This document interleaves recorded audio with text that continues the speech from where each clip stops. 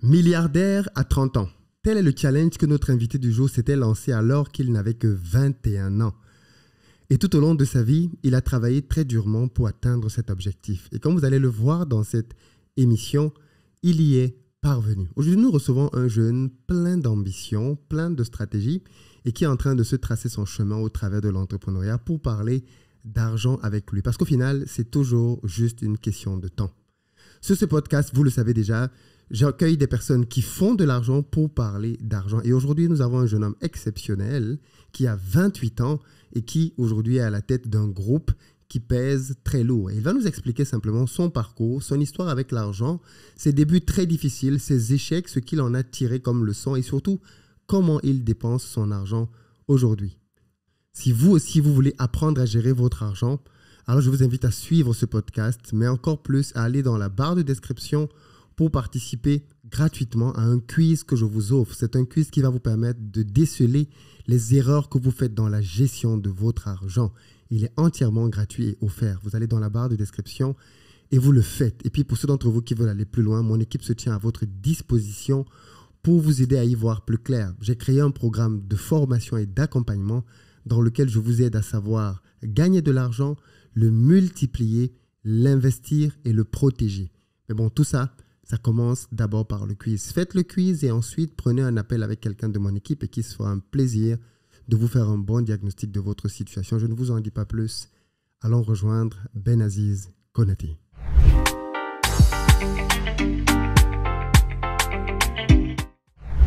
Bonjour Benaziz. Bonjour, comment tu vas? Je vais très bien, merci. Super. Je te propose de commencer par te présenter pour les gens qui ne te connaissent pas encore.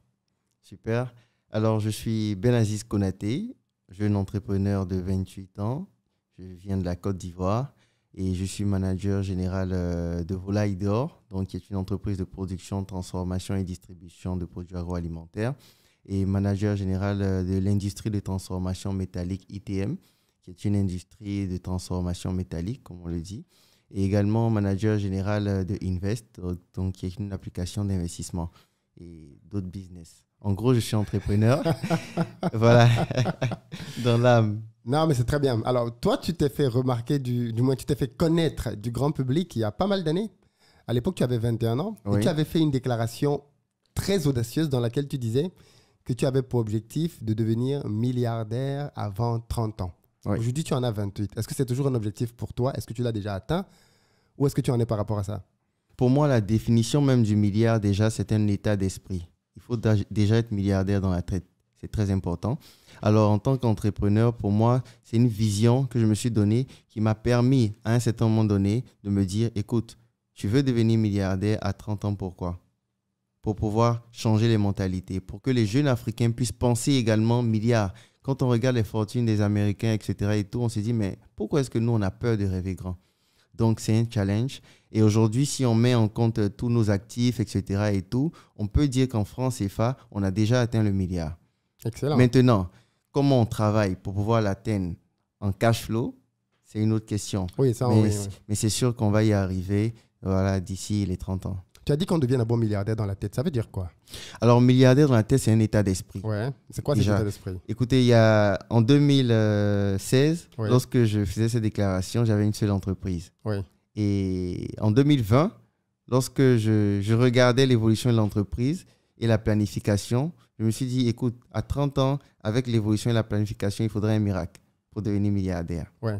Il faut, avec la crise à Covid, etc. et tout, j'ai dit non, rien ne va m'arrêter. Donc, automatiquement, il faut faire des recherches. Quand on veut aller quelque part, on fait des recherches pour savoir qui est déjà arrivé là-bas. Donc, je vois un peu l'immobilier, je vois un peu d'autres secteurs d'activité et je comprends qu'il faut de la diversification.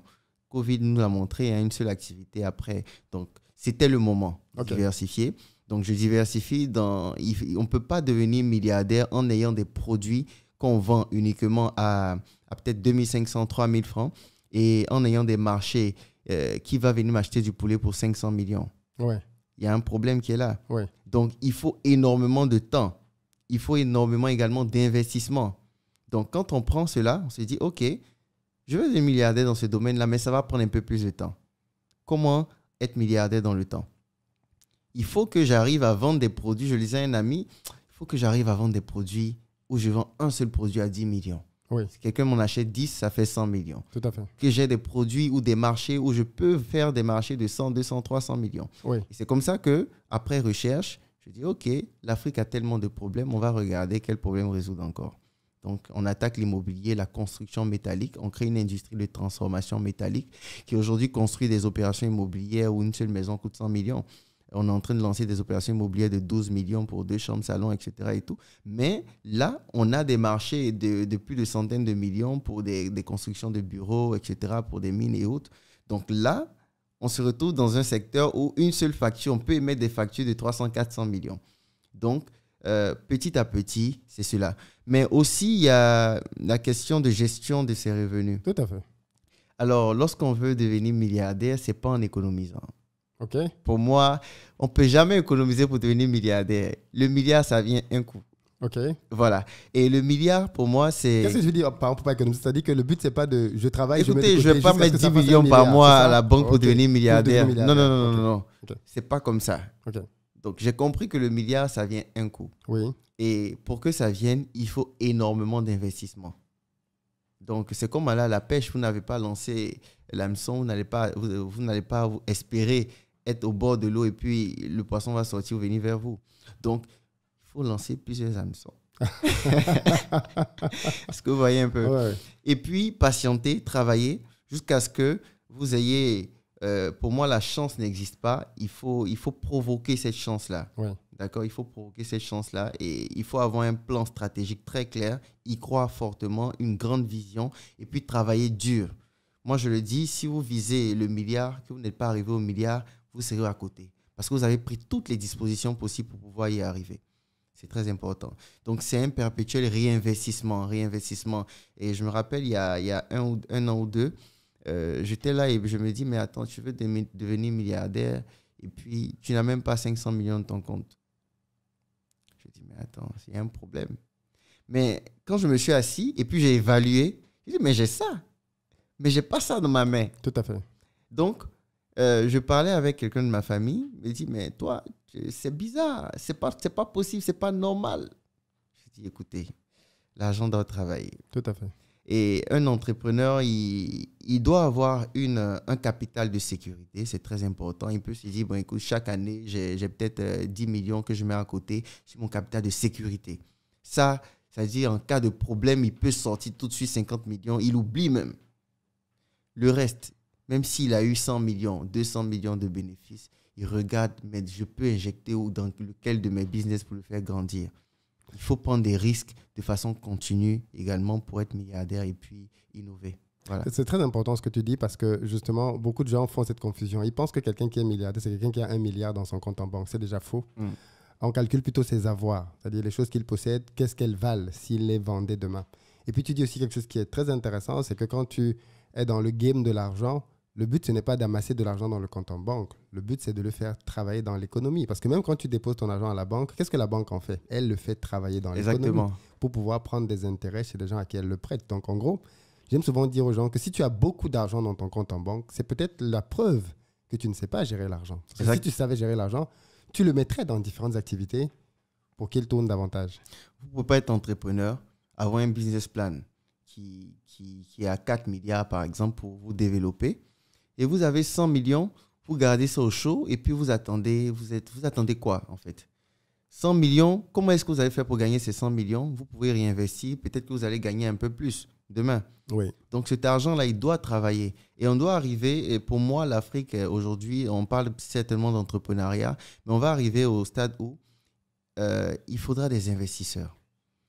Vous savez, bon, tu sais? Oui, tu sais, aujourd'hui, on a beaucoup d'entrepreneurs qui sont en train de naître et tout le monde ne peut pas devenir entrepreneur. C'est un calvaire d'être un entrepreneur. C'est une vie de fou. C'est du stress, c'est de la pression, c'est des pleurs, c'est connaître un peu de tout en même temps. Donc, c'est se former tout le temps et c'est travailler tout le temps. Oui. Et tout le monde ne pourra pas. Par contre, tout le monde peut devenir investisseur. Et nous devons avoir cette culture d'investissement-là. Avoir une partie de nos revenus qui soit dédiée à l'investissement. Que ce soit 10-15% tous les mois, qui sont dédiés uniquement à l'investissement. On oublie. Et il faut savoir une chose, l'investissement, c'est sur le long terme.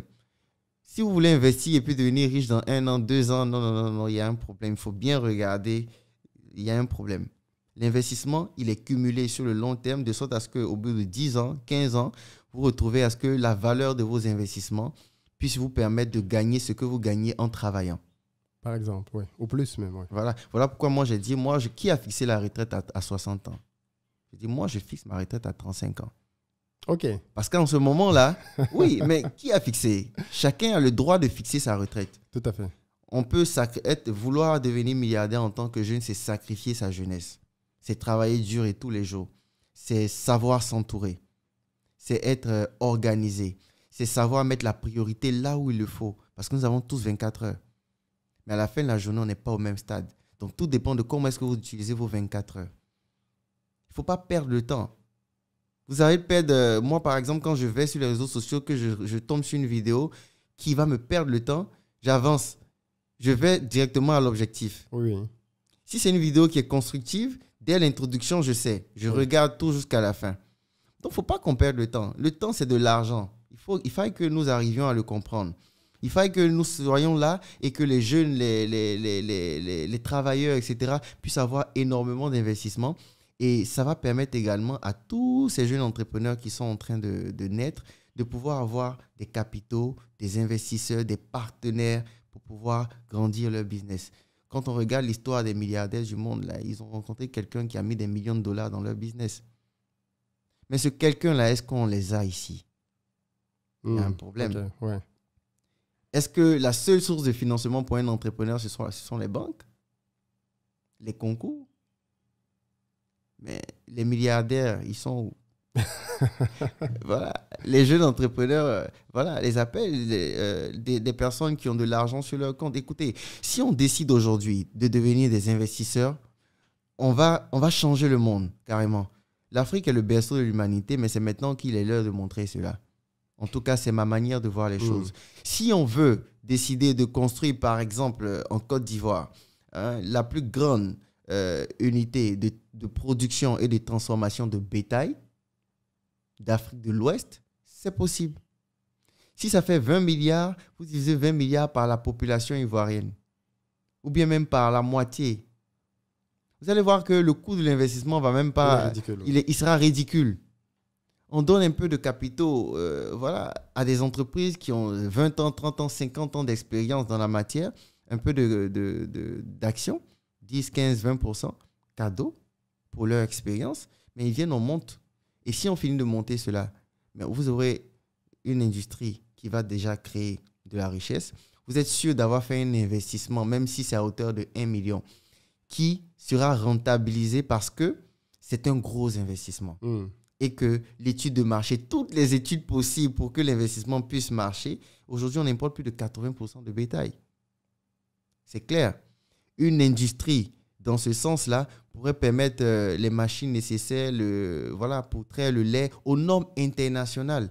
Arrêtons de faire chacun à peu près. Chacun va offrir pour lui un peu, petit. C'est pas comme ça qu'on va rattraper le temps que nous avons perdu. Il faudrait que les gens puissent avoir cette conscience-là, mais au-delà, il faudrait que les gens puissent avoir les capacités d'apprendre ce que c'est que l'investissement. D'accord. Et puis, apprendre à investir, mais savoir également où investir. Il y a des indicateurs qui sont là. Je veux qu'on parle un peu de ton entreprise Volaille d'Or, le poulet. C'est vrai que tu t'es fait connaître. Oui. Tu as commencé de manière très basique finalement, parce que ce qui est intéressant avec ton histoire, c'est que toi, tu ne viens pas d'une famille riche. Tu as commencé au tout bas de l'échelle. Pourquoi tu as ressenti le besoin de te lancer dans l'entrepreneuriat alors que tous les jeunes de ton âge sont à l'école? D'où ça t'est venu? Alors, la plupart des jeunes, en tout cas, de ton âge. Déjà, lorsque j'étais au lycée, oui, je voyais mes grands frères du quartier qui nous envoyaient pour aller acheter des galettes, etc. et tout, pour leur remettre. Ils étaient assis, mais c'était des doctorants, des gens qui avaient le master, etc. et tout. Je me dis, mais je suis en train d'aller à l'école, c'est pour avoir le master, le doctorat et tout. Mais quand je les regarde, là, je n'ai pas envie de finir comme ça. Et donc, eux, ils disaient, si tu ne connais pas quelqu'un, tu ne peux pas avoir travail. Je dis, mais attends, je vais faire les 2 capis, travailler toute la nuit, avoir fait mes devoirs et tout, et puis venir m'asseoir, je ne connais pas quelqu'un, je ne vais pas avoir de boulot. Non, non, non, non. Alors, c'est en ce moment-là que je décide de prendre mon destin en main. On travaille pour quoi? Pour gagner de l'argent. Il fallait que je commence à apprendre à gagner de l'argent. J'étais en classe de seconde. Donc, mon père me donnait 200 francs pour manger à l'école. Donc, j'ai économisé, j'ai acheté un téléphone portable à 2000 francs. Donc, je ne mangeais pas. Oui. Et le téléphone portable que j'ai acheté à 2000 francs, c'était le petit téléphone écran bleu en ce moment que j'ai revendu à 2500. Pour moi, c'est comme ça que l'entrepreneuriat a démarré. Avec une vision, c'est d'avoir ma propre cabine téléphonique en classe de terminale. Parce que eux, c'est après le master doctorat, quand il n'y avait pas de travail, eux cherchaient maintenant à faire les cabines téléphoniques au quartier. Donc, tout part de là. Ensuite, en classe de terminale, bien évidemment, j'avais ma cabine téléphonique. Petite anecdote, j'étais devant la classe et je leur ai dit, écoutez, à partir de maintenant, si vous voulez faire un transfert téléphonique, je suis là. Donc, on avait des codes. Le week-end, si je t'envoie rappelle-moi une fois, envoie 200. Si je t'envoie rappelle-moi 2 fois, envoie-moi 500. Et puis, j'apprenais l'entrepreneuriat sans savoir que ça s'appelait entrepreneuriat. J'apprenais des notions de cible en fonction des problèmes que je rencontrais. Je vais à l'école, je n'ai pas l'argent pour garantir un salaire à quelqu'un ni pour m'asseoir avec une cabine conventionnelle. C'est qui ma nouvelle cible? Ceux qui sont proches de moi, papa, maman, vos amis, appelez-les s'ils veulent faire transfert, je suis là. Mes amis de classe, on est tous ensemble, si vous voulez faire transfert, je suis là. Et c'est comme ça que ça commence à régler les problèmes au fur et à mesure. Ensuite, en terminale, je disais à mes amis, écoutez, moi, je veux devenir millionnaire à 21 ans. Ils disaient, oh, va là-bas, tu vas faire comment? Je lui ai dit, écoutez, moi, je vais construire une usine qui va fabriquer des véhicules localement. Ils disent, mais waouh, tu rêves, c'est pas possible. Tu vas faire comment? J'ai dit, non, je vais faire une grande entreprise qui va faire ci, ça et tout. Ils disent, oh, va là-bas. Et ce qui est drôle, c'est que juste après le bac, j'avais plus de clients. Je continue la cabine téléphonique en voyant un boutiquier du quartier. Je lui dis, écoute, tu as 40%, j'ai 60% des bénéfices, gère. J'appelle un ami, on monte une petite caisse là et on met devant. Au fur et à mesure, on commençait à gagner 1000 francs, 2000 par jour, ainsi de suite. Et je vois un reportage à la télévision qui dit que la Côte d'Ivoire continuait d'importer de la volaille. Je dis, tiens, opportunité. Un éleveur qui dit que, mais si on continue d'importer tic, ça veut dire qu'il y a la place. Alors que concrètement, ce n'est pas ça. Le marché est totalement différent. Donc, il y a un paradoxe vraiment énorme. Et donc, je me dis, OK, je vais faire l'élevage. Donc, je ne suis pas entré dans l'élevage par passion. Je suis entré dans l'élevage parce que j'ai voulu saisir une opportunité. Opportunisme, oui. Et donc, j'apprends l'élevage sur Internet. Je vais travailler dans des fermes gratuitement. Ça, c'est important, ça. Ouais. Oui, gratuitement. Et parfois, même, on pensait que j'étais un voleur parce que quelqu'un qui vient vous dire, je vais travailler cadeau, on le suivait. Il ne faut pas qu'à la fin de la journée, il disparaisse avec 2-3 poulets. Et tout ça, il fallait vivre. Et ce qui m'a poussé réellement à commencer, c'est une vidéo que j'avais vue sur Bill Gates, qui en son temps était l'homme le plus riche du monde. Et il y a eu un choc dans ma tête. Il a commencé dans son garage. Je me dis, mais ce n'est pas possible. Avant, on disait, tu fais ton business plan, tu attends le financement. Oui. Dès que tu as le financement, tu lances ton projet. Mais il a commencé dans son garage. Donc, automatiquement, dans ma tête, c'est que je peux commencer à la maison. Et quand on part au village, on voit des petites fermes là qu'on fait avec des briques et puis les poulets dorment dedans et tout. J'ai dit, OK, moi, je commence comme ça. Donc, j'avais réglé pour moi le problème de bâtiment. Il fallait trouver comment démarrer. C'est un gros problème. Exactement. Je fais un business model, on me fait un business model de 2 millions pour démarrer. Une autre astuce, je ne comptais que sur moi-même et ce que je pouvais avoir. Je savais que je ne pouvais pas avoir les 2 millions. Donc, je me dis, OK, je peux réduire ça à combien? De réduction en réduction, je me retrouve avec acheter un carton de poussins à 22 500. Je suis allé même demander, est-ce que je peux acheter 5 poussins? On m'a dit, non, pour un carton minimum, c'est 50 poussins à 22 500. En ce moment, le poussin coûtait 450 francs. Donc, et puis 3 sacs d'aliments. Donc, quand je commence, je le dis, j'ai commencé avec 60 000 francs, mais je n'avais même pas encore les 60 000. C'est-à-dire, j'ai acheté le carton de poussin, j'ai acheté un sac d'aliments, un sachet de médicaments à 3 000, et puis j'attendais les bénéfices de ma cabine téléphonique pour pouvoir acheter les 2 autres sacs qui allaient rester. Donc, je commence comme ça, avec beaucoup d'espoir. Mais j'avais fini de faire toute l'étude de marché. J'avais visité des milliers de maisons dans le quartier. Je savais la stratégie que je voulais faire. J'étais juste à un obstacle de production. C'est-à-dire, avant de faire le premier pas, je savais où je partais. Ouais. Je savais déjà que je pouvais devenir milliardaire dans ce domaine-là. Parce que j'avais déjà pris le temps de faire des recherches, de voir c'est qui le leader localement, c'est qui le leader à l'international. Et quand je vois les leaders et on me dit qu'ils font des milliards de chiffres d'affaires, ils sont milliardaires, je dis, mais attends, on ne rentre pas pour rester derrière. On va aussi atteindre cela. Donc, la stratégie commerciale a été axée sur le fait qu'un jour, je puisse arracher les clients de ces leaders-là pour être leader moi-même. Donc, vous voyez que quelqu'un qui commence tout bas, mais sa stratégie est pour descendre les grains. Bien sûr. Donc, vous voyez que là, il y a beaucoup d'innovations qui entrent en jeu. Et ça, c'est capital. Oui. Faire du porte-à-porte tous les week-ends pour savoir, bonjour maman, je suis un jeune du quartier, combien de poulet est-ce que vous consommez par mois, vous achetez où, pourquoi est-ce que vous achetez au marché, quels sont les avantages, les inconvénients. En griffe, tout ça, j'ai appris sur YouTube. Je prends leur nom, le numéro de la villa, et je faisais mon étude de marché moi-même, avec des milliers de maisons. Mais quand je rentre, j'analyse, je regarde les pour et les contre, et puis je dis, OK, les gens, ils achètent au marché parce que c'est frais. Conditions d'abattage, ils n'aiment pas. Accessibilité, ils n'aiment pas, etc., etc., etc. Ils achètent dans les grandes entreprises et autres parce que c'est déjà disponible. C'est congelé, certes, mais ils n'aiment pas parce qu'il y a un goût après, etc., etc. OK, il n'y a pas de problème. Alors moi, je vais leur proposer un produit à un prix abordable. Je n'ai pas l'argent pour des congélateurs ni avoir un point de vente. Je dis livraison gratuite. Ça élimine le congélateur, ça élimine le point de vente et puis frais. Et je retourne vers ces dames. Je leur dis, écoutez, je vous donne le produit que vous voulez à moins de coût et avec la livraison gratuite. Commandez-vous consommer 10 poulets par mois. Achetez-moi juste 2. Je ne veux même pas votre argent. Confirmez-moi juste la commande, je vous donne la date de livraison. À la livraison, vous voyez, si ça vous convient, vous payez. OK, je réserve 2, je réserve 3. Parce que j'ai écouté les fermiers et en travaillant dans des fermes, j'ai vu que quand ils finissent de produire, chaque jour qui passe avec l'aliment en plus, ce sont des pertes. Beaucoup plus, oui. Donc, il me fallait utiliser une technique qui est de vendre avant de produire. Tout à fait. Donc, à la date de livraison, tous mes produits devaient être commandés. Donc, vous voyez que l'étude de marché, c'est capital. Tout à fait. Pour pouvoir entreprendre. Clairement. Et voici comment, dans cette étude de marché-là, ça m'a permis d'avoir une très bonne stratégie.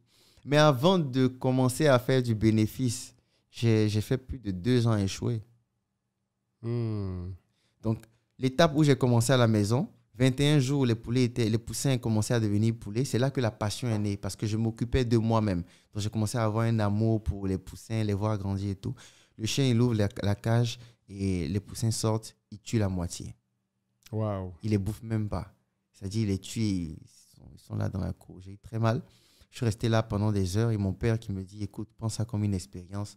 Vas-y, continue. Au passage, j'avais même pas l'argent pour le radiant. J'ai acheté un câble et j'ai acheté l'ampoule rouge qu'on vend à la boutique là, qui chauffe, 300 watts. Et j'ai acheté un thermomètre. Donc, avec 1000 francs, moi, j'avais mon radiant. Est-ce que vous voyez un peu? Ouais. Et j'ai regardé, j'ai mis l'ampoule chauffait, j'ai mis le thermomètre, il y avait la température qui était en bas, c'était bon. Je dis OK, c'est comme ça que j'ai chauffé mes poussins. D'accord. Est-ce que vous voyez un peu? Oui.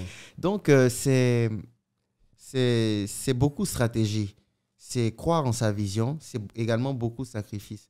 Après cet échec-là, mes parents ont demandé à ce que j'arrête. D'abord, j'ai repris. Cette fois-ci, j'ai vendu la cabine téléphonique, j'ai pris tout le fonds de commerce et je mets dedans. Je perds tout. Pourquoi? L'installation de fortune que j'avais faite ne tenait pas. Nous étions tombés en saison des pluies. Oui. Alors, en saison des pluies, l'eau rentrait à chaque fois. Donc, tous mes poulets étaient maigrichons. Je les ai distribués aux voisins. J'ai perdu. J'ai accepté la perte. Ouais. J'ai dit, OK, il me faut construire un petit bâtiment conventionnel parce que si je reprends ça quand on est en saison des pluies, je vais avoir le même problème. Ou bien j'attends que la saison des pluies passe. Mes parents m'ont dit, écoute, va à l'école, ton affaire de poulet là. Donc, eux, ils ont regardé le côté, l'enfant doit terminer ses études, il ne faut pas qu'il soit distrait. Moi, je regardais, ça là, je peux devenir riche dedans. Ouais. J'ai un problème à résoudre. Il faut que j'arrive à produire. Il faut que j'arrive à nourrir l'Afrique. Donc, moi, j'étais dans un autre univers, carrément. Je trouve un ami dans le quartier qui avait de l'espace chez lui à la maison. Je convainc ses parents de me donner de l'espace pour pouvoir faire l'activité. Et pendant 8 mois, on construit un bâtiment d'à peine 400 000 francs, c'est-à-dire 200 000. Lui, sa mère lui donnait de l'argent chaque mois. Moi, je fais des affiches, je mets dans le quartier, maître de maison. Je sors, je vais chercher du travail parce que là, j'avais tout perdu. Le travail que j'ai trouvé aide-maçon sur des chantiers. Et quand j'arrive là, je dis, je veux travailler. On me dit, c'est 2000 francs par jour. Ça tombe bien, on cherchait quelqu'un pour faire monter les briques à l'étage. Donc, je ne savais pas mélanger le ciment. Et je prends les briques 2 par 2. Au bout de quelques voyages physique, je suis... Et chaque pas que je faisais, je pensais à mon projet. Ouais. Chaque marche, je pensais à mon projet. Je savais pourquoi est-ce que je le faisais. Les 2000 francs, là, je partais mettre ça dans une boîte. Sous mon lit, tous les jours. Et à la fin du mois, c'est cet argent-là que je prenais et que je donnais à mon ami. On mettait 20 000, 30 000 ensemble. Et puis, on partait acheter du bois, du ciment, etc. Et tout. On n'avait même pas l'argent pour le transport. Tout était calculé. Je mettais le bois ici, les derrière, et puis on le transporte. On a un peu d'argent, on appelle un maçon, il vient travailler un peu et tout. Lorsqu'on a démarré, c'est là que le succès commence. Et à ce moment-là, on a vendu les produits, on les a battus, on a livré. La dame qui a commandé 2 poulets sur ses 10 de consommation normale voit que le produit il est bon, le prix il est accessible et la livraison était gratuite. Automatiquement, elle veut commander les 8 autres. Bien sûr. Alors qu'on avait déjà pris toutes les commandes. Donc, c'est là que le succès commence. Je dis à mon ami, écoute, on reprend l'activité, on réinjecte nos bénéfices. On avait autour de 60 et quelques mille de bénéfices, donc ça faisait 30 000 chacun. Je lui dis, on réinjecte. Si on multiplie ça par 10, 20, on n'a pas besoin d'aller travailler pour quelqu'un. Et donc, c'est comme ça qu'on a réinjecté, on a doublé au fur et à mesure. Et à un certain moment donné, je sortais à 2 heures du matin pour aller m'occuper des produits. Waouh. Des poulets avant d'aller au cours le matin. À midi, pendant que mes amis cherchaient à aller manger, moi, je cherchais à rentrer pour aller m'occuper des produits. Et revenir au cours le soir, l'après-midi. Et donc, c'est beaucoup de sacrifices, c'est croire en sa vision. Et à un certain moment donné, il fallait faire un choix. Mais là, pendant 3 ans, 4 ans d'activité, je n'ai pas touché 5 francs des bénéfices de l'entreprise. Je passais mon temps à réinvestir l'argent que je gagnais et faire d'autres activités, petites activités. Donc, pendant les vacances, je vendais des ignames au marché de mon quartier. Souvent, quand des amis même passaient, je disparais. On ne sait plus qui vend les ignames. Je suis à 10 mètres et puis je croise mes gens comme si je ne suis pas concerné. Et puis après, j'ai compris pourquoi est-ce que je faisais ça. Je n'avais pas besoin d'avoir honte et j'ai commencé à me concentrer sur ça. Toutes les petites activités, acheter des montres, revendre à mes amis, acheter des t-shirts, des chemises, venir revendre à mes amis de classe et tout. C'est ce qui me permettait de réinjecter de l'argent dans mon business au fur et à mesure. D'accord. Donc, ce n'est pas gagner de l'argent tout de suite. Oh, j'ai eu un bénéfice, je vais prendre un peu d'argent dedans pour m'acheter ci, ça. Non. C'est croire en sa vision. Vous avez besoin de 10 millions, vous avez eu 100 000, vous voulez déjà commencer à vous faire plaisir. Non. Ouais. Donc, c'est comme ça que l'entreprise a grandi petit à petit. À un certain moment donné, mon ami en question, ils m'ont chassé. C'était déjà trop grand. Oui, et ils m'ont chassé parce qu'ils nous ont dit qu'ils voulaient construire quelque chose là. Oui. On nous avait donné l'espace pour 2 ans. On a fait juste 3 productions. 3 productions, c'est à peine 6 mois. 6 mois. Ouais. Et nous, nos productions, c'était en 30 jours. En plus. Parce que chaque jour, on avait 2 productions. Oui. Donc, avec un intervalle. Donc, au bout de la 3e production, on me demande d'arrêter. C'était un choc. Oui, parce que vous avez investi là, votre bâtiment. Exactement. On m'a rassuré qu'on allait me rembourser tout ce que j'avais mis. Mais pour moi, ce n'était pas l'argent qui était le plus important, c'était le projet. Oui, bien sûr. Et donc, je suis sorti là. En ce moment, Dieu, il a agi. Je sors, je marche vers une destination inconnue et je tombe sur des fermes. Et il y a une vieille dame. Je demande, je dis, c'est qui le propriétaire de ces fermes? C'est une vieille dame, elle est dedans là-bas. 3 grands bâtiments de 5 000, 5 000, 5 000, dont un bâtiment de 5 000 vides. Il dit, ça, c'est une opportunité. Le même soir, Waouh. là, je considère que c'est Dieu parce que j'ai grandi sûr. dans le quartier. Je partais dans d'autres quartiers pour aller travailler dans des fermes. Je ne savais même pas qu'il y avait des fermes dans ce quartier-là. Oui. C'est en marchant, étant en train de réfléchir fortement, que je tombe sur ces fermes-là. Je vais voir la dame. Figure-toi, je n'ai pas vu son visage. Je savais que je parlais à une vieille dame. Il y avait juste les lampes à pétrole dans sa ferme. Et je suis assis, c'est l'ombre. On était 20 heures par là. Et on se parle, je lui explique mon histoire, je lui explique mes stratégies. Elle me dit, jeune, tu es intelligent, tu es courageux. Et j'ai refusé de donner mon bâtiment à beaucoup de personnes. Mais écoute, si tu as les moyens de réhabiliter le bâtiment, je te laisse travailler jusqu'à ce que tu atteignes 1000 poulets. À partir de là, tu vas commencer à me verser un loyer. Waouh. Mais je veux voir ton père. Ah oui. Donc, il faut aller expliquer à papa que j'ai continué l'activité. Ah oui, parce qu'il était vrai. Il t'a dit d'arrêter. Et chose intéressante, c'est que vu que j'avais commencé la finance comptabilité, donc j'avais pris le temps d'asseoir une comptabilité claire avec toutes les factures d'achat d'aliments, de poussins, la liste de mes clients, mon carnet de commandes, etc. Et tout. Donc, quand je lui ai montré tout ça, en ce moment, j'avais déjà pratiquement 900 et quelques mille comme argent. C'est-à-dire en économie. Oui. Donc, avec ce qu'ils m'ont remboursé, plus tout mon argent et tout, ça fait 900 et quelques mille. Quand je lui ai montré, et puis c'était en monnaie, c'était beaucoup. Il me dit, mais c'est pas possible. Où tu as eu cet argent, etc. Donc, je lui montre les factures. Comme mon père, il était professeur de mathématiques, quand il a regardé, il a compris. Oui. Il m'a félicité, il était fier. Il allait voir la dame et la dame a accepté. Et c'est comme ça que nos parents nous disaient, quand tu as un problème quand tu as 1 million, tu as un problème de 10 millions, c'est vrai.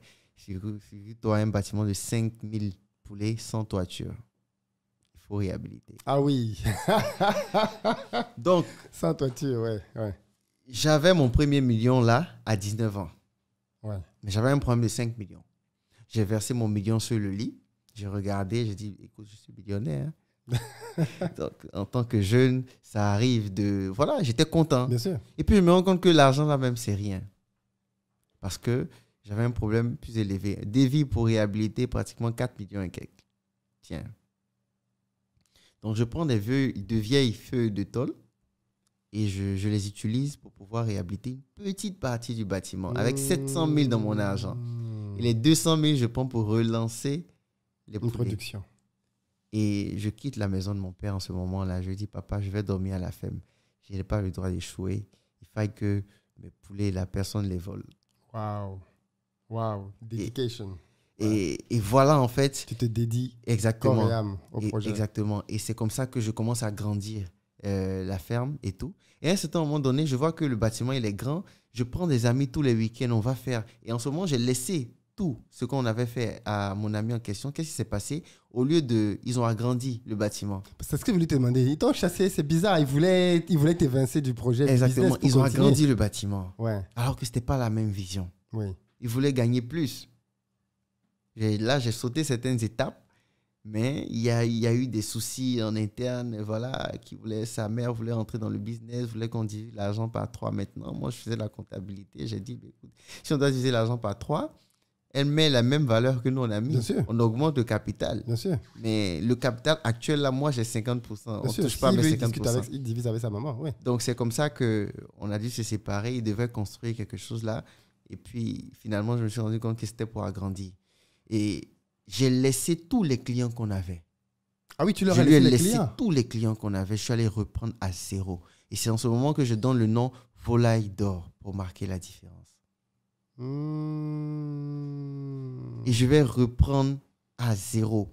Je prends des amis étudiants, je les forme moi-même. Je leur dis, écoutez, vous avez 2000 francs la journée, l'après-midi. Et on rentre dans des cités. Chacun prend un couloir et on fait du porte-à-porte. On refait l'étude. On reprend des commandes des clients. Et c'est comme ça. Moi-même, je m'occupais des poulets. On arrive à la date d'abattage, j'ai des images. Nous-mêmes, on abat les poulets, on emballe et on va faire la livraison à Brouette, dans le quartier. Bonjour, maman, on a envoyé votre poulet, ainsi de suite. Et c'était encore le succès. Il y avait toujours plus de commandes que ce qu'on avait. Donc, ce que je fais, je m'assois un soir et j'écris contrat d'investissement dans Volaille d'or pour agrandir la production. Donc, pour 100 poulets, il faut tant. On partage les bénéfices 50-50. Et puis, j'appelle mes clientes. Je leur dis, écoutez, maman, venez visiter la ferme. Donc, elles viennent. Tout est bien nettoyé. Elles viennent visiter la ferme. Dans un bâtiment de 5 000, je ne posais qu'à peine 600-700. Quand elles viennent regarder, il y a beaucoup d'espace vide. Je dis, est-ce que vous savez qu'on peut mettre encore du poulet?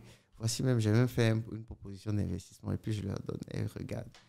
Le même mois, j'avais plus de 5 millions d'investissements clients. Plus de 5 millions d'investissements clients le même mois, avec sur un contrat d'1 an. C'est comme ça qu'on a agrandi les productions. Et donc, pour moi, l'entrepreneuriat, c'est énormément de stratégie. c'est savoir les coups durs. Savoir se relever des coups durs. Oui. C'est très important. J'ai obtenu plusieurs prix. Prix Excellence du meilleur jeune chef d'entreprise de Côte d'Ivoire. Le prix de la Business Plan Competition par le patronat ivoirien sur plus de 631 startups ivoiriennes. J'ai été en Afrique du Sud, à Johannesburg, pour compétir au prix Anzisha Prize en 2017 pour le meilleur jeune entrepreneur africain, où j'ai remporté le premier prix également. Mais là, il y a une anecdote, oui, grâce à Volaille d'Or. Mais je suis revenu avec le trophée du meilleur jeune entrepreneur africain et je suis revenu trouver une entreprise en faillite. Ah. Parce que c'était la première fois que je devais m'éloigner de l'entreprise pendant 1 mois. Je n'avais pas encore compris qu'il fallait mettre des process de fonctionnement en place. Il fallait mettre des personnes qui allaient avoir... Quand j'étais là, je faisais tout, j'organisais tout et je contrôlais tout. Donc, tout marchait bien. Il fallait mettre tous les titres à côté et puis réveiller l'entreprise. Ah oui, bien sûr. On a perdu toutes les productions. Pour quelqu'un qui fait de l'élevage, en ce moment, on n'avait pas encore de point de vente. On prenait des commandes, on abattait tout à la ferme et on livrait. Donc, quand on perd la production, on a tout perdu. Oui. J'ai trouvé des éleveurs. J'ai transformé mon salon en bureau. J'ai recruté 10 personnes, agents commerciaux. Mon ami avec qui je travaillais m'a dit, mais tu es fou, on n'a pas l'argent. Il faut les payer. J'ai dit, je recrute 10 personnes. On leur a fait des t-shirts, des casquettes et tout. Et je lui ai dit, quelles sont nos forces? On a une notoriété. Cette notoriété, il faut pouvoir l'exploiter. Comment est-ce que nous allons l'exploiter? Quels sont les problèmes que nous avions en ce moment? On avait perdu les productions. Mais on avait des commandes. Oui. Il fallait pouvoir satisfaire ces commandes-là. Et on n'avait pas d'argent pour pouvoir acheter des produits. Or, je sais que les éleveurs ont un problème pour vendre leurs produits. Donc, on réunit 10 éleveurs là. Je leur dis, écoutez, moi, je vais racheter vos produits, mais donnez-moi un délai de paiement. Donc, on fait les contrats. Tout. Et j'ai eu du poulet pour pratiquement 20 ou 40 millions sans dépenser 5 francs. Et les commerciaux, les 10 agents commerciaux que j'ai recrutés, c'était un renforcement. Donc, ils ont travaillé. Et moi-même, pendant les séances de travail, je leur ai dit, écoutez, sors ton téléphone. Tu as combien de contacts? J'ai 500 contacts. OK. Trouve-moi 10 personnes tout de suite à qui tu peux vendre du poulet. Mais c'était un autre niveau. Et il écrit sur une fiche, ton tonton, le père de mon ami, etc., mon papa, etc. Et puis je dis, appelle-les maintenant. Sors-moi les 10 commandes. Dis-leur que tu travailles dans une entreprise, tu as eu un stage dans une entreprise. Il fallait que leur poulet, on tombait sur décembre. Leur poulet décembre, ils le commandent avec toi. La meilleure des techniques, c'est la recommandation. Je te connais, je suis ouvert. Donc, je peux facilement être réceptif. Ils prennent les commandes. Je leur dis aux autres, vous voyez, ils viennent d'avoir 10 clients. Vous êtes 10, vous faites la même chose, ça nous fait 100 clients. Et deuxième étape, parmi vos connaissances, qui vous ouvrent les portes de leurs connaissances. Donc, telle personne qui travaille dans une banque ou dans une entreprise, ils vous ouvrent la porte pour entre midi et 2, vous venez à 3 pour partager l'information à leurs collègues. Et c'est comme ça que c'est parti. On a pris des commandes en pagaille. Le 31 décembre, on a livré le dernier client à minuit. Wow. C'était exceptionnel. Waouh. Et donc, il faut savoir s'adapter. Ouais, on finit jamais d'apprendre en entrepreneuriat. Voilà pourquoi moi, je dis aujourd'hui, un entrepreneur peut avoir des problèmes. Mais un vrai entrepreneur qui a touché le sol, qui monte, qui descend, qui pleure, qui se relève, il faut jamais se moquer de lui. Parce qu'il saura se relever. Tout à fait. Il a les armes. Être un entrepreneur, ce sont les difficultés qui nous forgent. Donc, il faut croire en soi également. Et voilà pourquoi tout le monde ne peut pas devenir entrepreneur. Ouais, à cause de ce que ça demande. Du coup, à ce stade-là, tu as 2 canaux. Tu as ta propre production. Oui. Tu as la production des autres éleveurs sur Oui. laquelle tu sais que tu peux t'appuyer pour pouvoir livrer ton surplus de commandes. Mais tu es allé un peu plus loin. Tu as ouvert toi-même. Oui, il fallait créer une marque. Voilà. Et donc, la marque, j'ai créé un modèle de distribution. Oui. Ce modèle de distribution, l'objectif pour moi était de pouvoir ramener le marché en ville. Donc, avoir des poulets vivants dans un cadre sain. Alors, je prends un magasin et je fais un test. Je fais des cages de poulets. Je mets une machine pour plumer les poulets. Et je me dis, les gens peuvent venir en ville, rentrer dans le magasin, voir les poulets vivants à travers une vitre et dire, je veux ça, je veux ça, je veux ça. Et on choisit ces poulets, on les abat sur place, En 1-2 minutes, ils sont abattus, emballés maximum 5 minutes et livrés frais. Oui. Et c'est comme ça qu'on a développé la marque Volaille d'Or, au fur et à mesure. À un certain moment donné, j'ai dit non, il faut transformer. Donc, je prends un poulet, j'ai pris 5 poulets que j'ai découpés et j'ai fait des paquets. Donc, j'ai fait des paquets de cuisses, d'ailes, etc. Et je me rappelle même que les pâtes, je jetais. Je disais, oh, ça, on n'aura pas besoin. C'était difficile d'écouler ces produits découpés-là. Et aujourd'hui, c'est le numéro 1 de notre chiffre d'affaires. Waouh. Aujourd'hui, on est tout le temps en rupture, tout le temps. La concurrence a suivi même. Je me dis, mais pourquoi est-ce qu'on va continuer d'importer des cartons de cuisses, etc., d'ailes, etc. et tout. Mais non, on va faire ça localement. Et quand c'est fait localement, ça a meilleur goût, etc. C'est vrai qu'il y a une différence au niveau des prix, mais on avait opté pour la qualité. Et aujourd'hui, c'est ouf. Et on a ouvert des points de vente où le client est lent, il est dans une salle climatisée, il a une caissière qui le reçoit, il voit ses poulets vivants à travers la vitre, il lui dit, je veux ça, ainsi de suite. Aujourd'hui, nous sommes passés encore à une autre étape. Notre entreprise doit devenir leader. Notre entreprise doit s'exporter. J'étais aux États-Unis dernièrement et il y a un monsieur qui m'a frustré. J'étais allé au Salon international de l'élevage et j'étais en train de regarder comment acheter une industrie d'abattage et tout ça et de transformation pour faire les saucisses, etc. et tout. Et il me dit, la machine, même si tu peux l'acheter, ça ne va pas t'arranger. Il ne faut pas l'acheter. Tu ne peux pas l'acheter. Mais pourquoi? Si je veux l'acheter, je veux l'acheter. Il dit, mais non, ce n'est pas normal. Je dis, comment ça? Il dit, c'est quoi la taille de ton marché? Oui, mais ici, on a plus de 20 millions d'habitants. On est pratiquement à 30 millions d'habitants. Mon marché dedans, déjà, c'est vrai que c'est Abidjan et puis quelques villes de l'intérieur, mais on va étendre. Il calcule. Il dit, même si on prend tout ton pays, commande avec toi, la machine là, ne va travailler que quelques heures. Et puis, tu seras obligé d'éteindre. Ouais. Donc, ça m'a choqué. Il faut étendre son marché. Et c'est en ce moment que j'ai compris. Là, quand je me présentais aux gens, je ne disais plus je viens de la Côte d'Ivoire. Je disais je viens de l'Afrique de l'Ouest.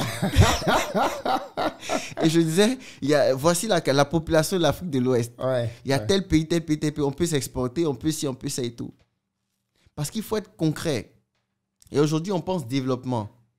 Donc, nous avons lancé une phase de franchise qui permet aux gens d'investir 3 millions et d'avoir un point de vente de volaille d'or avec zéro charge mensuelle, zéro salaire, etc. Il fallait trouver le système. Et aujourd'hui, on met des poulets dans les boutiques de quartier. Rien qu'à Abidjan, il y a plus de 3000 boutiques. Rien qu'à Abidjan. Oui. C'est un peu plus. Et ça, ce sont des études d'il y a quelques années. Et donc, nous, on est en phase d'ouverture de 500 boutiques à Abidjan, dans lesquelles on fait le branding extérieur, on met la marque, on fait la peinture. Donc, on leur donne une allure de supérette. Oui. On leur donne des congélateurs volaille d'or, brandés et tout. On leur fait une communication, prospectus dans la cité, les panneaux publicitaires et tout. Et ils ont une commission sur tous les produits vendus. Après, il y a des contrats par derrière et tout. Et on se rapproche de la population. Oui.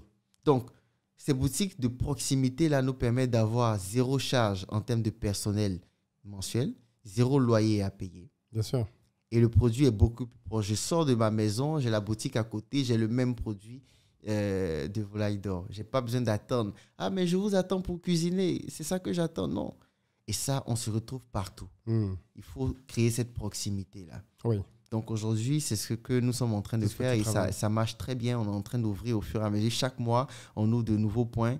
Et c'est cette stratégie d'expansion-là qu'il va falloir. Et c'est d'ailleurs l'occasion de dire que c'est possible de reproduire dans plusieurs pays. Bien sûr, c'est duplicable. Voilà, c'est duplicable facilement. Et nous sommes en train de travailler à nous installer très rapidement dans les pays de la sous-région. Donc, d'ici la fin de l'année, normalement, nous sommes en train de rechercher des partenaires, mais nous-mêmes déjà, nous avons déjà des interlocuteurs qui sont en train de nous aider à nous installer, à avoir des petites unités de transformation et puis à développer la marque dans ces différents pays-là. Donc, vous allez voir qu'on va étendre très rapidement. Et puis, par derrière, nous avons ouvert avec des partenaires où aujourd'hui, on aura une capacité de production de plus de 300 000 poulets par mois.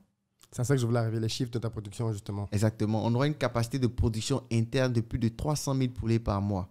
Ah, tu veux faire tout en interne, tu ne vas pas t'appuyer sur ton réseau de... Avec des partenaires. Voilà, Donc, on a des fermiers, partenaires aujourd'hui avec qui nous sommes en actionnariat et tout, donc qui vont nous permettre de pouvoir étendre. Ça a été plusieurs milliards d'investissements, donc plus de 14 milliards d'investissements. OK. Donc, pour des fermes qui sont là et qui sont en train de lancer les productions. Au-delà, nous avons fait un appel à tous les fermiers, à plusieurs fermiers, des associations de fermiers, donc pour nous rejoindre, afin de pouvoir utiliser leur production, déjà les mettre aux normes, à nos normes, et utiliser leur production pour la transformation de ces produits-là. Donc, nous avons les armes nécessaires en back-office pour pouvoir attaquer réellement et sérieusement le marché. D'accord, OK. Voilà. Et nous sommes ouverts à tout investisseur dans différents pays pour représenter la marque et tout, et pousser. Donc, un jeune entrepreneur qui vise loin, il doit avoir de grands rêves, de grands objectifs, travailler par derrière sur toutes les bases, ouvrir à un certain moment donné son capital à de gros investisseurs, de grosses entreprises qui ont déjà énormément d'années d'expérience dans le secteur, etc. et tout, et puis pousser pour atteindre sa vision. Il ne faut pas être renfermé, avoir peur de dire son projet, mais non. Voilà. Tout à fait. Donc aujourd'hui, de volaille d'or, aujourd'hui, on a plusieurs autres entreprises. On a Colitrans qui fait le déménagement en camion, qui fait, etc., etc. Donc, on a plusieurs entreprises. Aujourd'hui, j'ai plus de 6 entreprises dans différents secteurs d'activité. Grâce à Volaille d'or. Grâce à Volaille d'or. Tu as réinvesti l'argent. Oui. Exactement. Donc, c'est cet argent-là qu'il faut réinvestir chaque fois. Il faut réinvestir chaque fois. Ça peut marcher, ça peut ne pas marcher. Il faut se relever.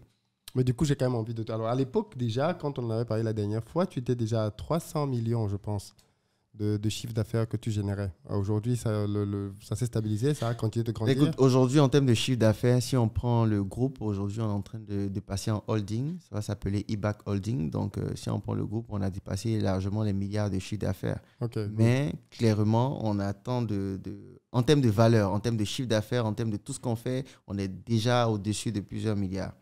Maintenant, Super. Concrètement, on est en train d'avoir le milliard, là. On a d'attendre le milliard. Donc, il faut évoluer. Il faut regarder les crises qu'on reçoit. La COVID a bouleversé le monde. Il fallait s'y adapter. On a un modèle de distribution qu'on a mis, mais quand on regarde, on se dit que, écoute, ce modèle-là, c'est vrai, c'est bien, mais l'expansion est lente. Il faut se rapprocher le plus possible de la population. Il faut un modèle qui peut nous permettre d'avoir 500 points de vente au bout de 2 ans. Comment on fait? De ne pas avoir 500 points de vente, 0 loyer mensuel. 500 points de vente, 0 charge personnelle mensuelle. C'est une industrie qui produit, qui distribue. D'accord. Donc, on passe à une autre échelle. Mais on peut avoir également 500 points de vente qui appartiennent à 500 personnes. Oui. Donc, des personnes qui investissent. Et qui, elles, sont rassurées parce qu'elles ont 0 charge mensuelle, 0, etc. On est sûr que chaque mois, je vais avoir au moins 50, 100 000, 150 000 de bénéfices. Sans, qu'on me dise, il faut payer le loyer. Parce que vous pouvez investir dans un projet, vous avez mis un peu d'argent, et puis ce que vous avez gagné ne permet pas de couvrir les charges du projet. Donc, vous n'êtes pas en train de gagner de l'argent. Il faut choisir entre investir et faire travailler son argent, ou être entrepreneur, travailler avec l'argent. Tout à fait. Donc, c'est un peu ça. Alors, maintenant, je veux qu'on parle un peu de ton usage personnel de l'argent. C'est-à-dire, toutes ces entreprises t'ont permis effectivement de générer beaucoup d'argent. Toi qui viens, comme tu l'as rappelé, d'un milieu plutôt modeste, que représente l'argent pour toi? Rien. Mais encore? Pour moi, l'argent, c'est rien.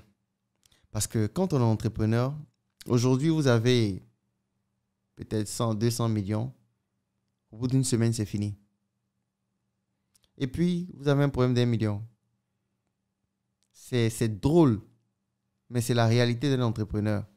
Vous avez de l'argent, mais vous n'avez pas l'argent, mais...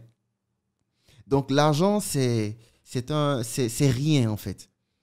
Il faut plus... C'est pas l'argent aussi qui fait le projet, c'est le projet qui fait l'argent. Quand l'entrepreneur comprend ça, le jeune entrepreneur comprend ça, il réfléchit autrement. Moi, j'ai des projets où je n'avais même pas encore fait le logo. Des gens sont venus dire, écoute, on veut investir. On veut travailler. Donc, ce n'est pas l'argent qui fait le projet, c'est le projet qui doit faire l'argent. Tout à fait. Et aujourd'hui, quand on gagne de l'argent et qu'on a une grande vision, cet argent-là n'est pas de l'argent pour nous. À la limite, on enlève juste de quoi vivre et puis on réinvestit énormément. Mais ça veut dire un quoi? jeune Tu te entrepreneur prives réinvesti, il faut se priver. Ça c'est... Tu n'as pas encore construit ta maison, par exemple? Par exemple, Tu es j'ai encore en des location? maisons, je suis en location. Je suis en location, mais j'ai des maisons. Ok. Pourquoi ce choix? Est-ce que vous voyez? Je vous ai dit tout à l'heure que je vendais des maisons. Ça a été fait sur fonds propres. Ok. Ça m'appartient. Ça appartient à l'entreprise. On va les vendre. On va vendre quelques-unes, on va utiliser d'autres pour des sièges. Le siège de eBack Holding, on a mis plus de 100 millions dedans, dans la construction. Mhm. On est en train de terminer. Mais ça appartient à l'entreprise. Mais moi-même, j'ai refusé. J'ai dit, mais non, je ne peux pas aller habiter dans une maison où je ne serai jamais là. Je suis tout le temps en train de travailler. Ce n'est pas le moment. Et la maison même que je veux, là, ce n'est pas ça. Donc, très clairement, Donc, tu es je locataire. prends un appartement, j'ai pris une villa, je loue tranquillement. Et voilà, je n'ai pas de problème. Il faut clairement... Par la contre, maison toi- que j'ai Oui. peut me faire un loyer d'au moins 1,5 million par mois. La maison que je loue va faire 500 000, 300 000, 400 000 par mois. Donc déjà, je peux louer une maison Forcément, avec les bénéfices. avec les bénéfices de tes loyers. de mes loyers. Tout à fait. Il ne faut pas se presser. Construire une maison, c'est pour habiter dedans, pour moi, c'est une perte de temps et d'argent. Ok. Pourquoi? Je construis une maison, Oui. j'y habite, Oui. j'ai des charges. Oui. Donc, d'entretien de la maison, il faut que j'aille encore chercher l'argent ailleurs. J'ai pris du temps avec beaucoup de millions pour construire cette maison. Donc, déjà, il y a un problème. Si j'ai plus de sources de revenus, je ne pourrais même pas entretenir cette maison. Quand on réfléchit comme un entrepreneur, un investisseur, cette maison doit permettre de gagner de l'argent. Alors, si j'ai une maison qui me permet de gagner 500 000 francs de loyer, alors j'habite dans une maison de 250 000. Ok. Je prends les 500 000 là-bas, je loue ma maison et je prends les 250 000, je fais des charges, etc. Je fais du bénéfice, je peux réinvestir. Oui, tout à fait. Donc, ça ne sert à rien de vouloir il faut se priver de beaucoup de choses.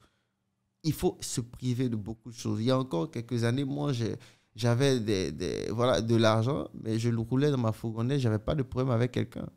Parlons de ça. Est-ce que tu es passionné de voitures? Je dis ça parce que la dernière fois que je t'ai vu, tu avais une Mercedes blanche, Oui. belle Mercedes blanche. Aujourd'hui, je te revois, tu as un BMW. Donc là, tu es en train de parler effectivement, oui, non, l'argent réinvestir, mais au niveau des voitures, tu roules quand même dans des grosses voitures. Pourquoi ce choix? Maintenant, Oui. Maintenant, oui. Parce que maintenant, je suis capable de pouvoir acheter une voiture, d'accord, sans que cela ne m'effraie. Sans que cela ne représente une charge pour moi. Aujourd'hui, je suis capable de pouvoir dépenser du carburant 20 000, 30 000 francs par jour sans calculer. Avant, je n'étais pas capable de le faire. Mais j'étais capable d'acheter la voiture, mais pas de l'entretenir. Aujourd'hui, je suis capable de le faire. Et aujourd'hui, ces voitures-là, la Mercedes est là, la BM est là et tout. Mais ces voitures-là sont pour moi une source de motivation. Comment ça? C'est drôle, mais je me suis donné une nouvelle source de motivation. C'est-à-dire que je m'assois et je me dis, écoute, cette voiture, elle est belle, il te la faut. Ça fait combien? Je regarde et je dis, OK, pour pouvoir atteindre cette voiture, je ne vais pas prendre mon argent. Je fais un calcul. Si j'ai tant comme client, comme bénéfice, j'enlève tant, voilà ce que je peux prendre pour acheter la voiture. Ok. Ça va me prendre tel nombre de temps. Et puis, je travaille. Et ça me motive et ça me fait rire. Et je l'ai dit à quelqu'un de proche, mais ce n'est pas moi qui l'ai acheté. Ce sont les bénéfices. Ce sont les clients qui l'ont acheté. Oui. Ce n'est pas moi qui l'ai acheté en réalité. Parce que moi, mon argent, je n'ai pas touché. Mon argent de sécurité, là, je n'ai pas touché. Ouais. Donc, ce sont les clients qui ont acheté. Et c'est pour une cause précise. Ça répond à un besoin précis. Et ça également, c'est important. À un certain moment donné, quand j'ai acheté, par exemple, la Mercedes, j'avais une voiture qui allait énormément au garage. C'était une hybride. Et ici, il n'y a pas trop de mécaniciens d'hybride, donc ça prenait du temps, etc. Et tout. Et un jour, j'étais très avare en tant qu'entrepreneur. Je me disais, non, mais c'est au garage, c'est au garage. Mais je me suis rendu compte que c'est devenu une nécessité. Et je suis là, j'ai calculé ce que j'ai dépensé dans la journée en termes de déplacement avec le temps perdu parce qu'il faut attendre les transports, etc. Et tout. Et je dis, mais attends, c'est pas possible. Mais non. Donc, je me suis levé un matin, j'ai dit, OK, j'achète une voiture. Mais pourquoi une Mercedes? Pourquoi pas une petite Toyota? Alors, à un certain moment donné, Suzuki. j'avais de l'argent Oui. et j'avais même envie d'acheter une Range Rover. Ok, carrément. Et quand j'ai regardé, j'ai dit, OK, écoute, tu mets l'argent dans l'entreprise. Ouais. Fais travailler l'argent. Mhm. Dès que tu as l'argent, tu achètes ce que tu veux. Donc, ça a été une motivation personnelle. Ok. Alors, j'ai pris l'argent. Cette année-là, j'avais investi plus de 100 millions dans l'entreprise. Mhm. J'ai ouvert de nouveaux points de vente. J'ai acheté un camion pour l'entreprise. Et j'étais encore dans ma fourgonnette. Ok. Le camion, je l'ai acheté neuf. J'ai acheté plein de choses. J'ai investi tout l'argent. Mm. Il ne me restait rien. Mais dans l'entreprise. Et j'ai dit que quand j'obtiens les bénéfices de ce réinvestissement, j'achète une voiture. Une voiture. Et en ce moment-là, j'achète la Mercedes. Et même encore, la Mercedes, je l'ai achetée pas avec mon argent encore. Ça a été une opportunité, ça a été un deal, ça a été de l'argent qu'un partenaire me devait. Et puis, c'est comme ça que ça s'est passé.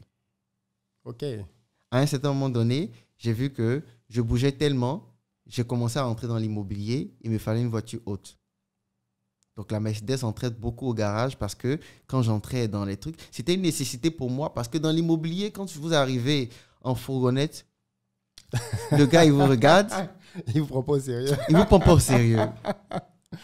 Ouais. Et lorsque j'ai acheté la Mercedes, quand j'arrive sur un chantier avec la Mercedes, Tu vois la différence. mes gars sont dans le camion derrière. Et quand on descend et qu'on fait le point et tout, le monsieur ne connaît pas le bureau. Il a juste vu l'entreprise sur Internet. Et puis, il donne l'argent. Hmm. J'ai compris qu'à un certain moment donné, il faut créer cette confiance-là avec le client. Il faut que le client soit en confiance, se dise, ah tiens, c'est une entreprise sérieuse. Hmm. Mais je fais toujours passer l'entreprise avant moi. L'entreprise avant moi. C'est important. Toujours. Et tu penses que la voiture, ça contribue à rassurer les gens sur le fait que c'est pas un plaisantin, c'est pas un blagueur? Alors, ça contribue d'abord à un plaisir personnel Oui. parce qu'elle a été achetée avec de l'argent, on va dire, sur un objectif. Oui, un challenge, quoi. Un Oui. challenge. Oui. Donc, vous êtes content. Et il n'y a pas très longtemps, la BM que tu as vue tout à l'heure, c'est une BM, par exemple. Je voulais acheter une Maserati. Ok. Et je suis allé visiter la Maserati. J'ai regardé, j'ai écrit, OK, j'achète la Maserati dans tes... Et mes proches me disent, tu es fou? Tu vas acheter ça pourquoi? J'ai dit, mais non, qu'ils ont dit que c'est mon argent que je vais prendre pour acheter. Ils disent, mais comment ça? J'ai dit, mais non, je veux la voiture. Donc, je dis, l'argent pour la voiture, je veux l'avoir peut-être en 3 mois. Ça devient un challenge pour moi. Oui. Et ce challenge-là, je me dis, OK, ça veut dire que chaque mois, je dois faire peut-être 20 millions de bénéfices sur tel projet. Et je sors moi-même avec des étiquettes, des autocollants, etc. Et je visite des immeubles, des maisons en construction et tout. J'ai un objectif à atteindre. Oui. Et je vais, tac, tac, tac, tac, tac, tac, tac, tac. Je cherche des clients. Hmm. Et quand j'ai fini, j'ai eu l'argent de la Maserati. Lorsque j'ai eu l'argent de la Maserati, l'argent était là, j'ai dit, mais voilà, je le fais très souvent. C'est un challenge, il faut s'auto-challenger. Je peux être là et puis je me dis, écoute, ce mois-là, il faut que tu fasses 100 millions de chiffre d'affaires. Il faut que tu ailles 50 millions, 30 millions de bénéfices. Si tu arrives à atteindre ce stade-là, voilà ce que tu vas faire avec l'argent.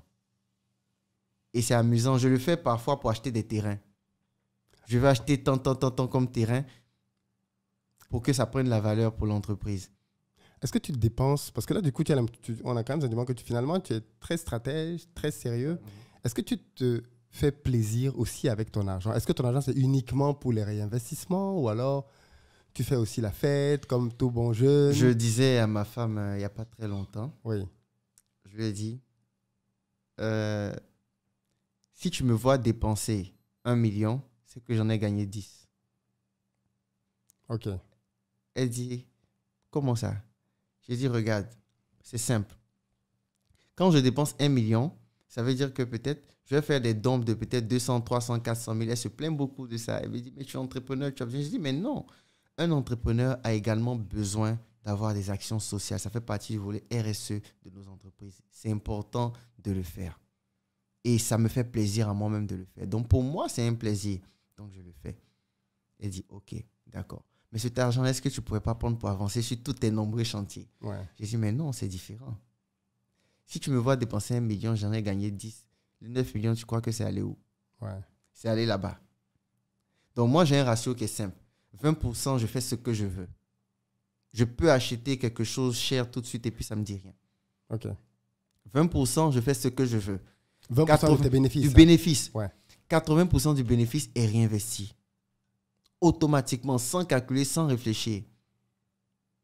Et c'est réinvesti d'abord. C'est le reste là. C'est 20%. Parfois même, voilà, j'utilise même pas les 20%. C'est-à-dire que tout rentre dedans et puis je dis, ah, bon, ok, c'est pas grave. Donc, il faut avoir ce mindset-là. Ça veut dire que aujourd'hui, tu vis donc petitement par rapport à ce que tes entreprises génèrent. Tu vis encore très petitement. Oui, je peux faire plus, Oui. mais ce n'est pas nécessaire. Aujourd'hui, moi, c'est parce que je me suis Mais marié. comment tu fais? J'habitais dans un appartement, il y a encore, dans un appartement de une chambre salon, Oui. il y a encore 5 mois. OK. 5-6 mois, j'habitais encore dans un appartement de une chambre salon. C'est un appartement, je n'avais pas de problème avec quelqu'un. Qui te coûtait combien? Qui me coûtait à peine 150 000 francs. Ouais. Tu vois? Ah, c'est bien. Donc, j'étais tranquille. Ouais. J'étais tranquille. Et j'étais dans mon appartement, c'est parce que je me suis marié que j'ai pris une villa. Ouais. J'ai dit, bon, ok, l'enfant, etc. et tout, c'est devenu un besoin maintenant. Et je regarde la maison, j'ai dit, bon, ok, je vais habiter dans ma maison ou je prends. Donc, je regarde, j'ai dit, mais non, j'habite pas dans ma maison. Je prends une maison en location. Et tu mets ta propre maison en location aussi. Donc, voici un peu le genre de manière d'utiliser son argent. Il faut faire beaucoup de sacrifices. Ouais. Mais ce qu'on dépense doit être uniquement les bénéfices, une partie des bénéfices qu'on a décidé de dépenser. C'est tellement Moi, par important. exemple, j'achète Ouais. des habits une fois dans l'année.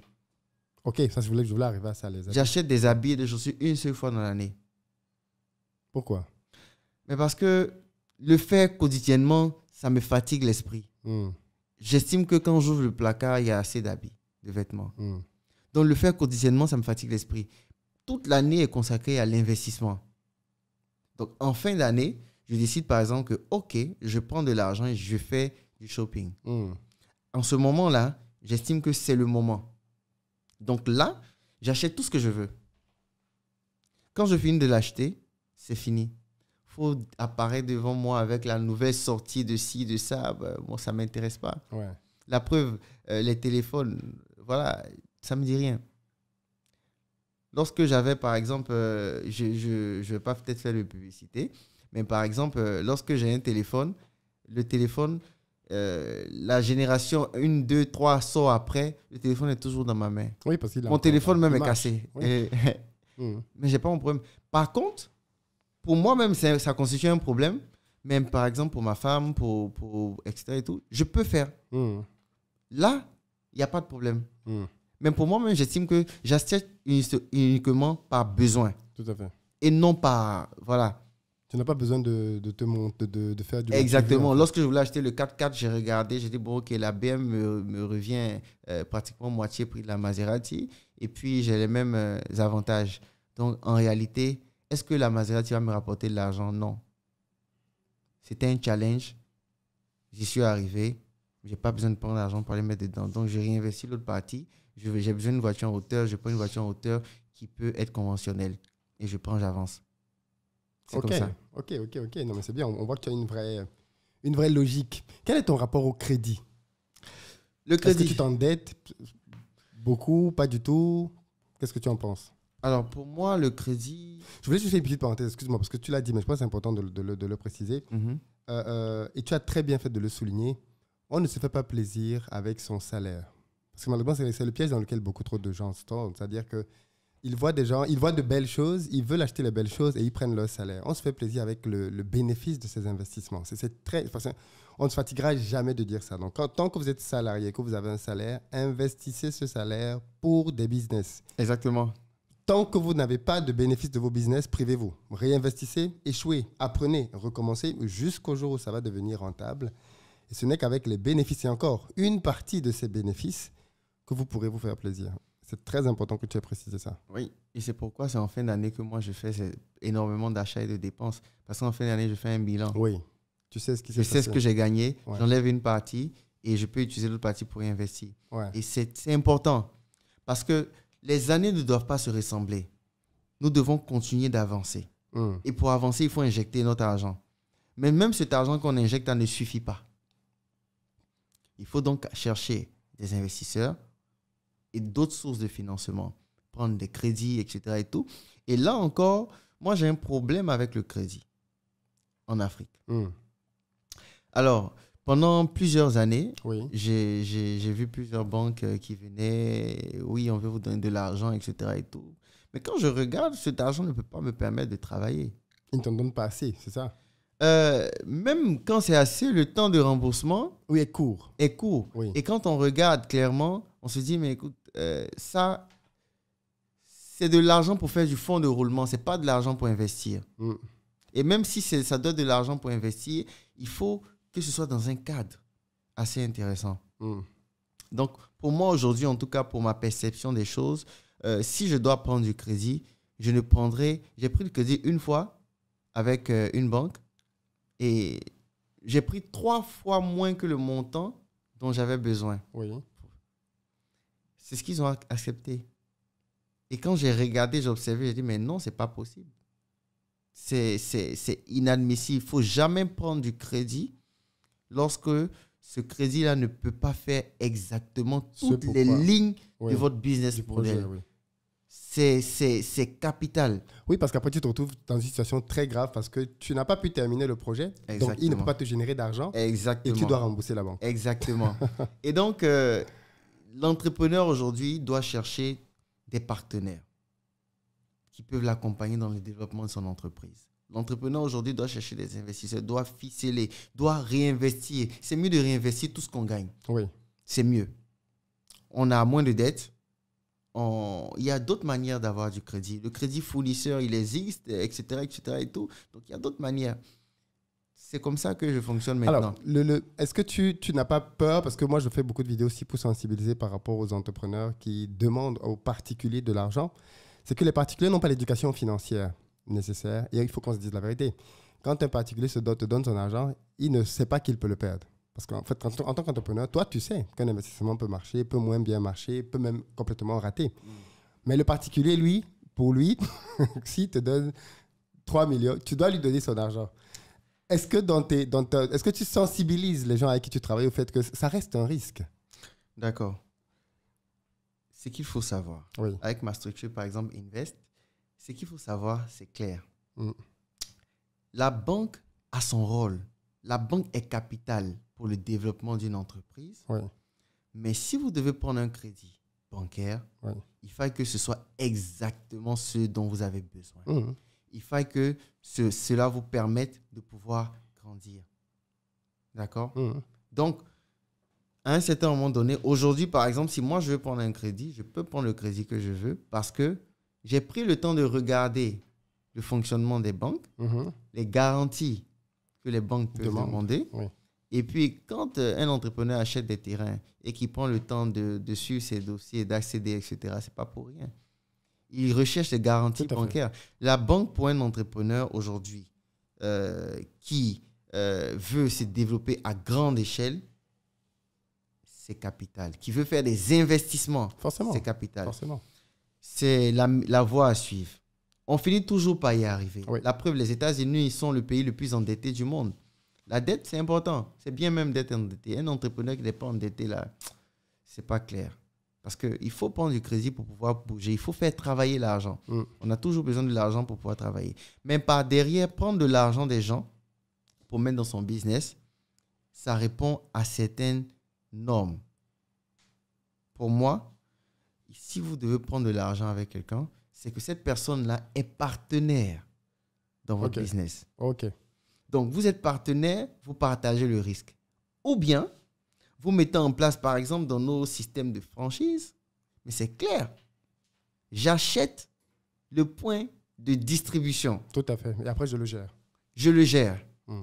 Maintenant, si je n'ai pas les, les capacités, le temps de le gérer, nous avons mis en place un système par derrière qui a une Invest qui gère votre point. D'accord. Donc, quand je prends par exemple la boutique, le boutiquier, il est là. Invest passe pour faire les points. Mm. Donc, vous n'avez même pas besoin de venir dans la boutique. Le boutiquier, avant, il payait son loyer. Il n'avait pas de problème. Mais ce n'est qu'une plus-value pour lui. Tout à fait. Donc, il ne va pas demander un salaire mensuellement. Il prend ses marges sur tout ce qu'il gagne. Donc, vous, à la fin du mois, vous savez que l'investissement, il est là. Mm. Ce qui génère automatiquement du bénéfice. Donc, il faut prendre de l'argent des gens avec des risques mesurés et calculés. Tout à fait. C'est très important. Parce que sinon, on se retrouve avec des problèmes après. Clair. On se retrouve avec énormément de gros problèmes après. On ne prend pas l'argent des gens n'importe comment. Et les personnes également qui investissent dans des business, il faut qu'ils prennent le temps de savoir ce qu'on appelle le risque. Calculer le risque. Ouais. Le risque est élevé ou il n'est pas élevé. Oui. C'est capital. Mm. Quelqu'un vous dit, je vais prendre votre argent pour aller faire une production. C'est très à la mode maintenant. En tout cas, j'ai remarqué ça ici à Abidjan. Si vous faites une production, la production, elle peut marcher comme elle peut ne pas marcher. Tout à fait. Mais il faut que les gens le sachent. Il y a un problème. Il faut que les gens le sachent. Il y a un problème. Quelqu'un vous dit, je vais prendre votre argent pour acheter un stock et revendre un stock. Bon, le stock est là. C'est le même stock qui sera revendu. Si le stock n'a pas été vendu, le stock est là. Mon argent, c'est le stock. S'il n'est pas périssable. S'il n'est pas périssable. Donc, bon, OK. Donc, s'il est périssable, le risque est encore plus élevé. S'il n'est pas périssable, c'est bon. D'accord. Donc, l'investisseur également doit avoir cette culture de l'investissement-là. Tout à fait. Donc, devenir investisseur, ça s'apprend également. C'est très important. C'est un peu comme la bourse. Il faut regarder où investir. Bien sûr. Et c'est très important. Il faut que rien n'est facile dans la vie. Vous n'allez pas avoir une offre alléchante d'investissement. Vous allez investir quelques millions et gagner le double la même année. Il y a un problème. Il y a un énorme problème. Un investissement où on vous propose 30-50% de bénéfices, l'année, il y a un problème. Il y a beaucoup de Ponzi aussi. Quand on est en 10%, 20% de bénéfices, c'est encore logique. Quand on dépasse ça, nous, en tant qu'entrepreneurs, ils n'ont qu'à nous montrer comment on fait. Parce que là, vraiment, il y a un problème. Voilà, il faut pas qu'on mette un frein à toutes ces personnes-là qui ont envie d'investir dans des entreprises sérieuses. Ouais. Il faille que nous puissions faire beaucoup de formations sur des gens qui ont envie d'investir et qui sachent où investir. Sur notre application, par exemple, les gens mettent leur argent, ils peuvent mettre leur argent de capitaux d'investissement en attente. Donc, il sait que chaque mois, il a 10 000 francs qu'il met à côté pour investir. Nous, on fait l'évaluation. Il dit, OK, voici où vous pouvez investir. Si vous investissez ici, voici le risque. Donc, vous avez le choix entre le faire ou ne pas le faire. Voici une opportunité. Le terrain, il est là. Il y a l'ACD dessus. La position géographique est bonne. Le loyer dans la zone fait tant. Vous n'avez pas l'argent pour construire une maison seule. Écoutez, 5 personnes, 10 millions, 10 millions, 10 millions, ça fait 50 millions. On sort la maison en 6 mois. On vend la maison, on se donne 1 an maximum pour la vendre. Chacun peut avoir une partie du prix de vente. Le prix de vente est fixé. Le prix de vente que vous voyez là, c'est en fonction du calcul et des études dans la zone du coût de vente d'une maison. Quand vous voyez ça, c'est clair, c'est logique. Votre argent est sécurisé. Qui va construire la maison? Une entreprise sérieuse, avec un contrat à tout. J'ai beaucoup de choses à dire et beaucoup de questions pour développer la partie investissement. Je propose qu'on le fasse dans la partie en direct parce qu'en fait, en général, on fait 2 émissions. On fait le podcast comme ça, qu'on tourne à 2, et puis on a une partie en direct pendant laquelle les auditeurs peuvent aussi te poser des questions. Donc en général, on la sort un samedi ou un dimanche après-midi, quand les gens sont posés à la maison, et ensuite on va tourner. Donc quand le podcast sortira, je te propose qu'on reprenne la discussion sur l'investissement parce qu'il y a plein de gens, bien évidemment, qui pourraient être intéressés, mais qui pourraient aussi avoir des questions pour mieux comprendre comment discerner les bons investissements, comment reconnaître qu'il y a des signes dangereux, ainsi de suite. Parce qu'aujourd'hui, on voit malheureusement des arnaques qui pilulent un peu partout de personnes qui viennent et qui raflent l'argent des gens en faisant des promesses 40, 50, 60% de... Parfois même, on a même vu, j'ai vu, ça va 4500% de rentabilité en 1 an. Et les gens croient à ça. Ils vont mettre de l'argent dedans. C'est pas possible. C'est possible dans le Ponzi, oui. Après, ils n'ont que leur larme pour pleurer. Merci beaucoup, Benaziz, Merci. d'être venu nous voir pour cette émission. On te souhaite beaucoup de courage, beaucoup de réussite Merci. dans tes prochaines entreprises et puis beaucoup de sagesse parce que ça se voit que tu sais ce que tu fais quand même avec ton argent et ça, c'est bien. Merci beaucoup. Merci beaucoup.